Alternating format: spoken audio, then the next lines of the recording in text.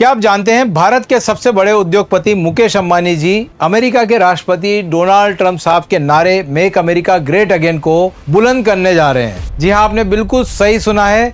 दुनिया जहां आज की तारीख में मिडिल ईस्ट के युद्ध के तनाव में उलझी हुई है, भारत के लोग सिलेंडर के तनाव में उलझे हुए हैं और उसी बीच अमेरिका के राष्ट्रपति आते हैं, ट्रूथ सोशल पर एक घोषणा करते हैं कि अमेरिका में 50 साल बाद एक बड़ी ऑयल रिफाइनरी स्थापित होने जा रही है और इस ऑयल रिफाइनरी को स्थापित करने में सबसे बड़ी भूमिका होगी भारत की मुकेश अंबानी जी की इंडस्ट्री, रिलायंस इंडस्ट्री की। अब यहाँ पर एक सवाल ये उठता है कि अमेरिका के पास खुद का तेल है, खुद टेक्नोलॉजी में कहीं आगे है भारत से, उसके बावजूद उन्होंने भारत की ही कंपनी को क्यों चुना। दूसरा क्वेश्चन यहाँ पर एक और आता है कि इस डील से भारत को क्या फ़ायदा होगा और अमेरिका को क्या फ़ायदा होगा। और तीसरा सबसे महत्वपूर्ण सवाल जो इस वीडियो में हम समझेंगे कि ट्रूथ सोशल में आकर अमेरिका के राष्ट्रपति जी ने जिस तरह से बड़े बड़े दावे करने के लिए फेमस है, जो उन्होंने बोला है कि $300 बिलियन की ये डील है, तो इस $300 बिलियन का आखिरकार सच क्या है। चलिए शुरू करते हैं, सीधे आते हैं टॉपिक पर और एक एक करके समझते हैं। सबसे पहले यहाँ पर बात हो रही है ऑयल रिफाइनरी की।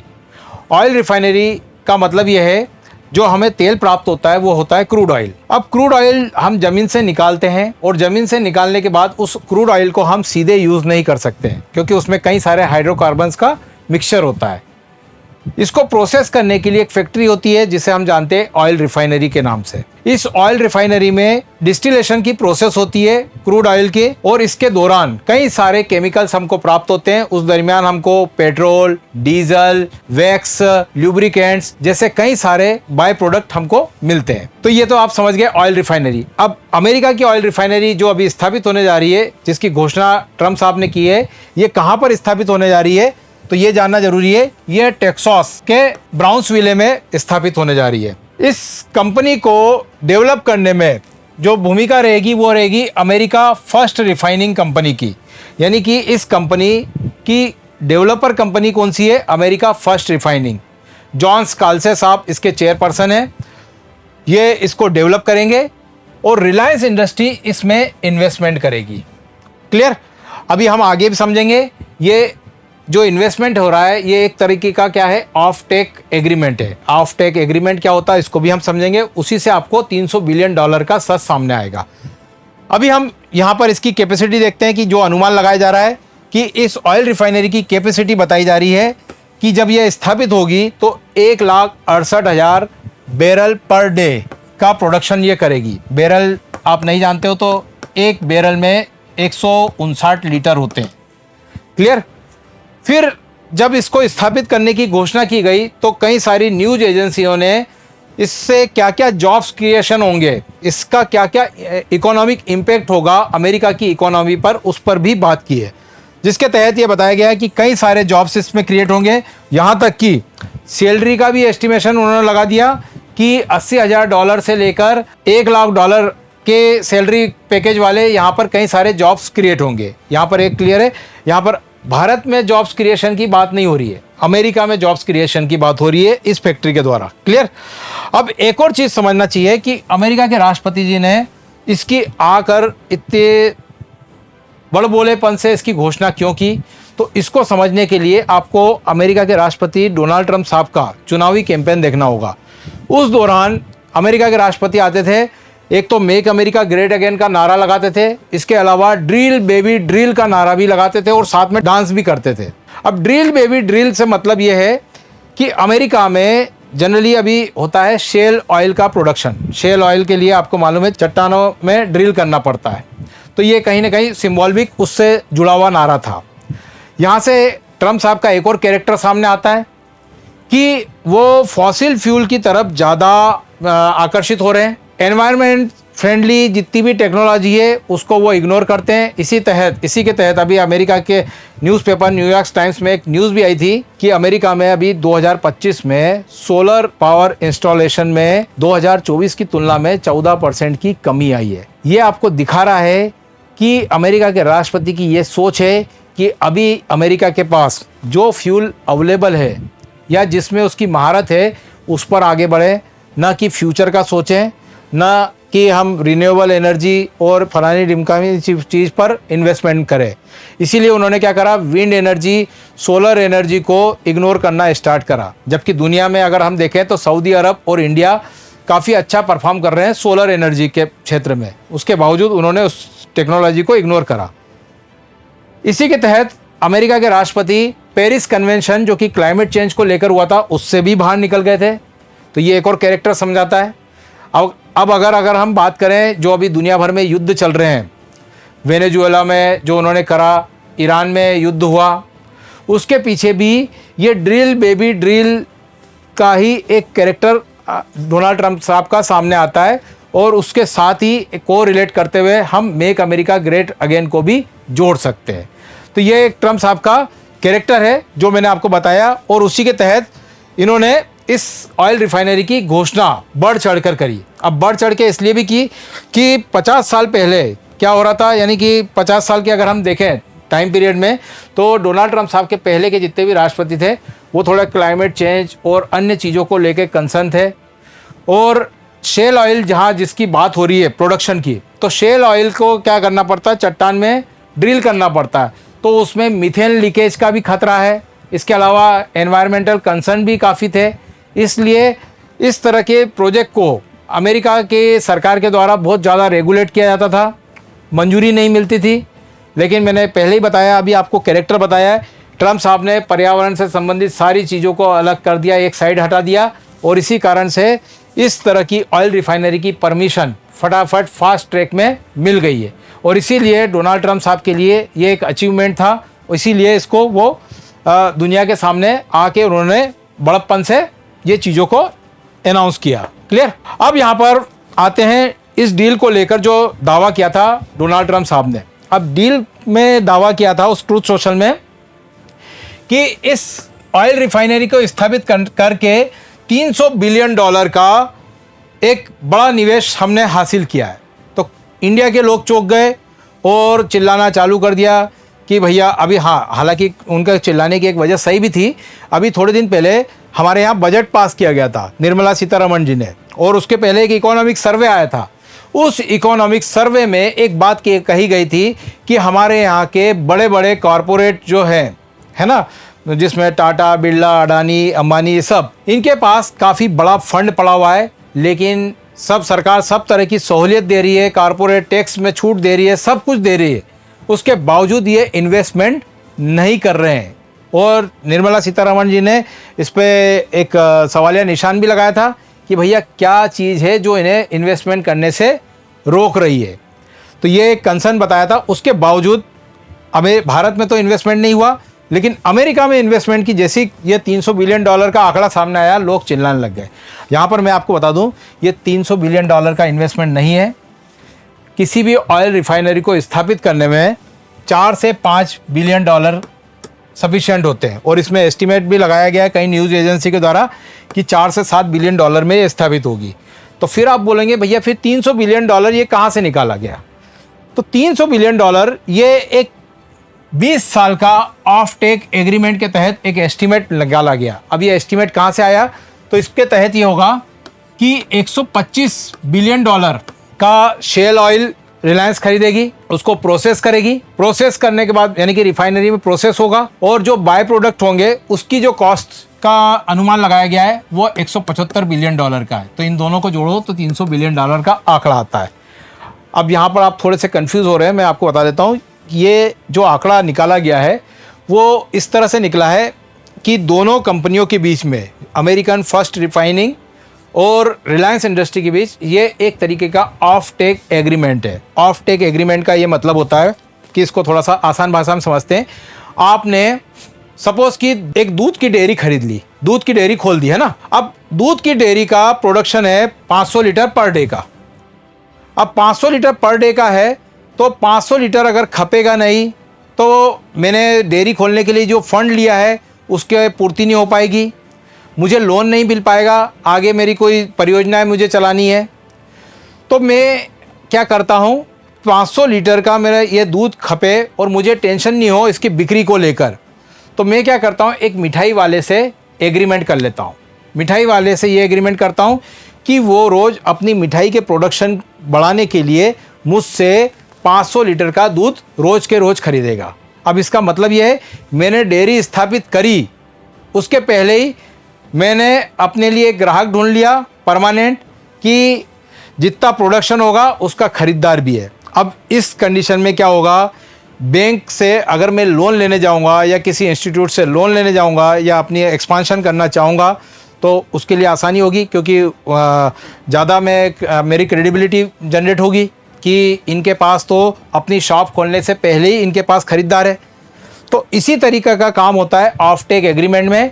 ऑफ टेक एग्रीमेंट में अमेरिका फर्स्ट रिफाइनिंग जो कंपनी है, उन्होंने रिलायंस से ये पूरा $300 बिलियन का एक सौदा कर लिया है कि जो भी प्रोडक्शन होगा उसमें से ये $125 बिलियन का ये तेल खरीदेंगे, उसको प्रोसेस करेंगे, $175 बिलियन का बाय प्रोडक्ट यहाँ से जनरेट होगा, और इस प्रकार से ये रिलायंस के द्वारा ये यहाँ पर इन्वेस्टमेंट होगा। तो एक तरीके से रिलायंस कंपनी क्या करेगी, इसकी खरीदार बन रही है। ये कहलाता है आपका ऑफ टेक एग्रीमेंट। क्लियर? तो ये आसान भाषा में मैंने समझाया है। इसके लिए डिटेल अगर आपको अभी भी समझ में नहीं आया है तो प्लीज़ कमेंट में आप ऑफ टेक एग्रीमेंट लिख देना, तो मैं उसको थोड़ा सा डिटेल जो इकोनॉमिक्स की क्लास होती है उसके तहत मैं आपको पूरा टॉपिक आपको एक्सप्लेन कर दूंगा। अभी हम आगे चलते हैं, यहाँ तक ये समझ में आ गया। अब एक और दावा डोनाल्ड ट्रंप साहब ने बढ़ चढ़ के बोला कि ये ऑयल रिफाइनरी 50 साल बाद स्थापित होने जा रही है। अब देखो 50 साल का जो दावा है वो इसलिए एक हद तक कुछ सच है और कुछ झूठ है। सच का बताऊं मैं तो सच ये है ज़रूर है कि 1976-77 में एक मैराथन कंपनी थी, उन्होंने लास्ट अमेरिका में एक ग्रीनफील्ड परियोजना स्थापित की थी। उसके बाद से लेकर अमेरिका में कोई भी ग्रीनफील्ड रिफाइनरी स्थापित नहीं हुई। ग्रीनफील्ड का मतलब यानी कि एक नया प्लांट आपने स्थापित किया, एक ज़मीन ली, ज़मीन के बाद में आपने एक नई परियोजना स्थापित करी, ये ग्रीनफील्ड कहलाती है। ब्राउनफील्ड यानी कि कोई पहले से परियोजना चल रही है, वहाँ पर आपने उसका एक्सपांशन कर दिया तो वो ब्राउनफील्ड कहलाती है। तो यहाँ पर ग्रीनफील्ड की अगर बात करें तो जी हाँ, 50 साल बाद ये अमेरिका में स्थापित होने वाली एक बड़ी फर्स्ट ऑयल रिफाइनरी है। हालांकि न्यूज़ एजेंसियों के जो अमेरिका का डेटा है उसके अनुसार अगर हम देखें तो अमेरिका में अभी फ़िलहाल 132 ऑयल रिफाइनरी है, जिसमें से कई सारी अभी 2022, 2015, 16, 17 इस तरह से कई साल में कई सारी छोटी छोटी बनती रही है, लेकिन वो सब ब्राउनफील्ड परियोजना थी। ये ग्रीनफील्ड परियोजना की अगर हम बात करें तो ये सबसे यानी कि 50 साल बाद स्थापित होने वाली बड़ी परियोजना है। क्लियर? तो यहाँ पर डोनाल्ड ट्रंप साहब कुछ हद तक सही थे, कुछ गलत थे। अब उसमें हम उनको दोष नहीं दे सकते, क्योंकि नवंबर में उनके यहाँ भी चुनाव है और चुनाव में उनकी जनता को आकर्षित करने के लिए इस तरह के आंकड़े देना सही भी मानता हूँ मैं। क्लियर? चलिए अब आते हैं इस रिफाइनरी की ज़रूरत अमेरिका को क्यों पड़ी, क्योंकि कई लोग ये भी क्वेश्चन करते हैं। अमेरिका खुद अपना एक बड़ा ऑयल प्रोड्यूसर है, उसके पास टेक्नोलॉजी भी है, तो भैया वो रिफाइनरी तो उसके यहाँ इतनी सारी ऑलरेडी है ही 132, तो फिर इसको स्थापित करने की ज़रूरत क्यों पड़ी और इसके लिए डोनाल्ड ट्रंप साहब इतने खुल कर क्यों सामने आए। तो देखिए बात यह है, अमेरिका में मैंने आपको बताया कि अभी ऑयल रिफाइनरी 132 ऑपरेशनल चल रही है। इसके अलावा ऑयल भी है वहाँ पे, शेल ऑयल। लेकिन एक सबसे बड़ी प्रॉब्लम उनके बीच में थी, वो थी मिसमैच की। मिसमैच का मतलब ये है, अमेरिका में जितनी भी ऑयल रिफाइनरी थी वो भारी तेल के हिसाब से डेवलप की गई थी। मतलब कि वो क्या करती थी, भारी तेल को ही प्रोसेस करने की उनमें क्षमता थी, हल्के तेल को प्रोसेस करने की उनमें क्षमता नहीं थी। और अमेरिका में प्रोडक्शन होता है अभी फ़िलहाल में शेल ऑयल का। अब शेल ऑयल पड़ता है हल्का तेल, अमेरिका के पास प्रोसेस नहीं होता है, उसको कहीं और बेचना पड़ता है। तो ये बहुत बड़ी विचित्र स्थिति कि अमेरिका जिस तेल का प्रोडक्शन कर रहा है उसको प्रोसेस कराने के लिए कहीं और भेजता है, और अमेरिका के पास जिसका जो तेल प्रोसेस होता है उसको प्रोसेस करने के लिए वो बाहर से तेल मंगवाता है। तो इस मिसमैच को दूर करने के लिए ये रिफाइनरी की आवश्यकता थी, और इसीलिए ये एक तरह से डोनाल्ड ट्रंप साहब का एक बड़ा मास्टर स्ट्रोक हम कह सकते हैं। अब एक और सवाल यहाँ पे आता है कि ब्राउन्सविले जैसी जगह को ही क्यों चुना। तो ब्राउन्सविले को चुनने का एक कारण था, एक तो deep water access, logistic connectivity, export orientation है, फॉरेन ट्रेड जोन है। मतलब कि ये है कि ये ऐसी जगह पर ऑयल रिफाइनरी स्थापित हो रही है जहाँ से बंदरगाह तक पहुँच आसान मिलेगी, रेल और रोड की कनेक्टिविटी प्रॉपर मिलेगी। लेकिन एक और कंसर्न है, कई न्यूज़ एजेंसियों ने ये दावा किया है कि यहाँ पर ऑयल रिफाइनरी स्थापित हो रही है, ये तो बात अच्छी है, लेकिन लोकल डिमांड यहाँ पर बिल्कुल मिनिमम रहने के चांसेज है। मतलब कि इस ऑयल रिफाइनरी को जो स्थापित करने का मेन उद्देश्य है वो है एक्सपोर्ट। मतलब कि ये पूरी ऑयल रिफाइनरी क्या होगी, एक्सपोर्ट ओरिएंटेड होगी। और इस तरह से देखा जाए तो ये कहीं ना कहीं रिलायंस इंडस्ट्री के लिए भी फ़ायदे की चीज़ है, तो इसलिए इसको ब्राउन्सविले में स्थापित किया गया है। क्लियर। अब हाँ, सबसे बड़ा यक्ष प्रश्न कि अमेरिका ने इतने सारे देशों में, कई अच्छे अच्छे देश है, डेवलप कंट्रीज है, उसमें से भी केवल रिलायंस इंडस्ट्री को क्यों चुना भारत से?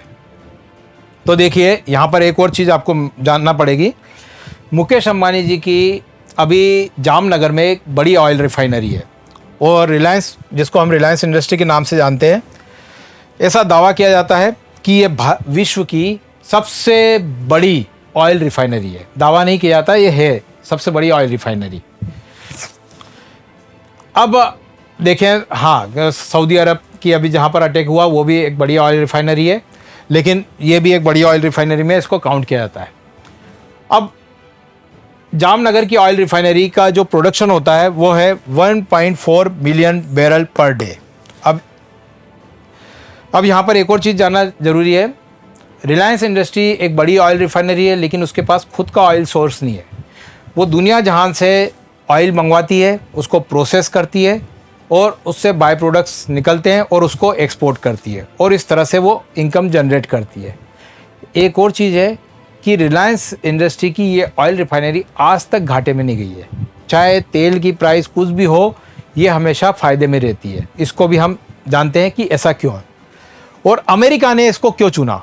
अमेरिका ने इसको इसलिए चुना, एक तो इसके पास एक्सपीरियंस है सबसे बड़ी ऑयल रिफाइनरी चलाने का, दूसरा है इस ऑयल रिफाइनरी का नेल्सन कॉम्प्लेक्सिटी इंडेक्स।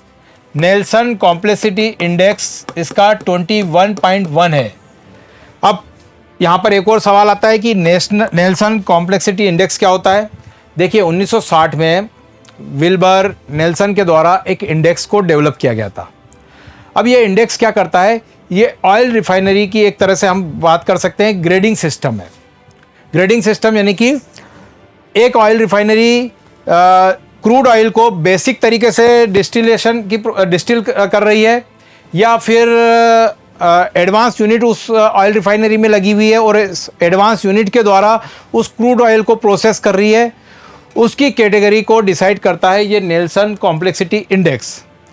अब नेल्सन कॉम्प्लेक्सिटी इंडेक्स अगर इसकी वैल्यू ज़्यादा होती है, जनरली माना जाता है कि 20 के ऊपर है, तो इसका मतलब ये माना जाता है कि उस ऑयल रिफाइनरी में कई सारी एडवांस यूनिट लगी हुई है, जिसके तहत वो लो ग्रेड के क्रूड ऑयल से लेकर हाई ग्रेड के क्रूड ऑयल को हाईली वैल्यूएबल, यानी कि हाई वैल्यू वाले प्रोडक्ट में कन्वर्ट करने की क्षमता रखती है ना। इसको हम सरल एग्जांपल से समझते हैं कि अगर मान लीजिए आपके यहाँ एक ए किचन है और एक बी किचन है, ठीक है। अब दो रसोई घर है, ए और बी। ए रसोई घर में सामान्य उपकरण है, चाकू छुरी जो जनरली यूज़ होते हैं सब्जी काटने के लिए, और दूसरे रसोई घर में हम देखते हैं मिक्सर भी पड़ा हुआ है, ग्राइंडर भी पड़ा, बहुत सारी इक्विपमेंट पड़े हुए हैं। तो आप क्या देखोगे कि ए रसोई घर में केवल सब्जी को काट कर केवल नॉर्मल सब्जी पकाई जाती है, उबाली जाती है, बस यही काम हो सकते हैं। लेकिन यहाँ पर बी वाले में उसी सब्जी को हम जूस में भी कन्वर्ट कर सकते हैं, सलाद में भी कन्वर्ट कर सकते हैं, सब्जी भी बना सकते हैं, कई सारी चीज़ें हम उससे कर सकते हैं। तो इसको भी हम इसी तरह से समझें कि ये दो अलग अलग ऑयल रिफाइनरी है। एक है जो सिंपल तरीके से क्रूड ऑयल को प्रोसेस करती है, उससे सिंपल प्रोडक्ट बनते हैं, लेकिन एक है जो कि एडवांस यूनिट वाली ऑयल रिफाइनरी है, जो कि हर तरह के क्रूड ऑयल को इस तरह से प्रोसेस करती है कि उससे हाई वैल्यू वाले प्रोडक्ट जनरेट होते हैं। तो नेल्सन कॉम्प्लेक्सिटी इंडेक्स ज़्यादा होने के कारण भी ये कारण था कि अमेरिका ने रिलायंस कंपनी को चुना। और ये भारत के लिए गर्व की बात भी होना चाहिए कि भारत के एक बिजनेसमैन ने अपनी ये क्षमता बनाई है कि दुनिया भर में उसकी कंपनी के तरफ दुनिया की कंपनियां आकर्षित हो रही है। क्लियर। अब यहाँ पर एक और सवाल भी है कि केवल नेल्सन कॉम्प्लेक्सिटी इंडेक्स और ये सब चीज़ें देख के ही कोई इन्वेस्टमेंट की अपॉर्चुनिटी नहीं मिलती है। उसके पहले कई सारी चीज़ें गतिविधियाँ चल रही थी। आपने देखा होगा कि मुकेश अंबानी जी के बेटे की शादी जो कि बहुत लंबे समय तक चली थी, अनंत अंबानी जी की शादी हुई थी, उसमें भी डोनाल्ड ट्रंप साहब के बेटी दामाद आए थे, है ना। फिर उसके बाद में अगर हम बात करें तो बीच बीच में कई बार मुकेश अंबानी जी वहाँ डोनाल्ड ट्रंप साहब से जाकर मिल रहे थे। तो ये सारी प्रोसेस पर्दे के पीछे कई समय से चल रही थी, एक तरह से लॉबिंग हो रही थी। और ये एक अंबानी जी का वर्चस्व है कि उन्होंने मास्टर स्ट्रोक भी कह सकते हैं हम इसको, कि उन्होंने इस तरह की डील को हासिल कर लिया। क्लियर। अब इससे देखो अमेरिका में तो बहुत सारे फ़ायदे हैं, वो मैंने आपको बता दिया। जॉब क्रिएशन होगा, इकोनॉमिक इम्पैक्ट काफ़ी अच्छा पड़ेगा। इसके अलावा ऑयल के एक्सपोर्ट में उनका दबदबा बढ़ेगा। इसके अलावा जो ऑयल के एक्सपोर्ट में दबदबा बढ़ेगा तो उनका जो करंट अकाउंट डेफिशिएट है उसको कम करने में भी मदद मिलेगी। इसके अलावा अगर हम बात करें तो अमेरिका में एनर्जी सिक्योरिटी, नेशनल सिक्योरिटी का भी कंसर्न सॉल्व होगा। अभी देखा होगा ना आपने, वेनेजुएला और ईरान में जो तामझाम कर रहे हैं ट्रम्प साहब, वो ऑयल एनर्जी सिक्योरिटी के लिए ही तो है कर रहे हैं। तो ये सब समस्याएं सॉल्व होगी। तो इस तरह के कई सारे फ़ायदे हैं। अब इंडिया के लिए क्या फ़ायदा होगा, अंबानी जी के लिए क्या फ़ायदा होगा? तो अंबानी जी को एक नया एनर्जी का मार्केट मिल रहा है अमेरिका। इसके अलावा मैंने बताया था कि रिलायंस के पास अपना खुद का ऑयल सोर्स नहीं था, तो उनकी शेल ऑयल पर एक पहुंच बन जाएगी, तो उनकी ऑयल रिफाइनरी के लिए अच्छा रहेगा। इसके अलावा अंबानी साहब की जो कंपनी है उसकी जियोपॉलिटिकल स्थिति काफ़ी स्ट्रांग होगी, ये भी अच्छा है। इंडिया को इसका क्या फ़ायदा होगा ये आने वाले समय में देखना पड़ेगा। हाँ, ये एक और बात चीज़ है मैं आपको बताना चाहता हूँ कि ट्रम्प साहब ने तो बढ़ चढ़ कर घोषणा कर दी है, लेकिन अंबानी साहब ने अभी जब तक मैं वीडियो बना रहा हूँ तब तक इसकी कोई ऑफिशियल घोषणा भी नहीं की है।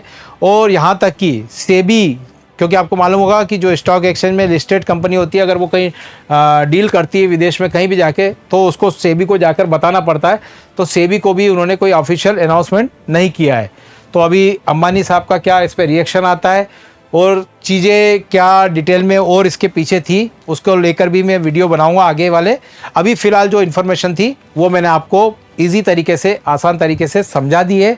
अगर ये वीडियो आपको अच्छा लगा है तो प्लीज़ इसे लाइक करिएगा, अपने दोस्तों में शेयर करिएगा, और इसी तरह के अन्य डिटेल एनालिसिस वाले वीडियो को देखने के लिए प्लीज़ हमारे चैनल को सब्सक्राइब करिए। Thank you.